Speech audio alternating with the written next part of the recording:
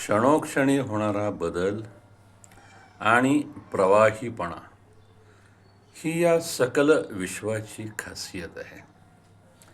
हे विश्व क्षणोक्षणी बदलत आहे आणि हे सतत प्रवाही आहे. मात्र या प्रवाहीपणाचं आणि बदलाचं हे वैशिष्ट्य आहे की हा बदल आणि हा प्रवाहीपणा कायम ऊर्ध्वगतीनं जाणाराच आहे.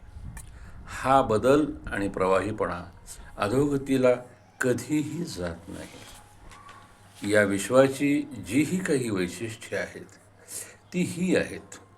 मग याची रचना करणाऱ्या अज्ञात शक्तीबद्दल एक विलक्षण अशा आदरानं आपलं मन भरून गेल्याशिवाय राहत नाही. बदल आणि प्रवाहीपणा हा आपल्यात उतरला पाहिजे.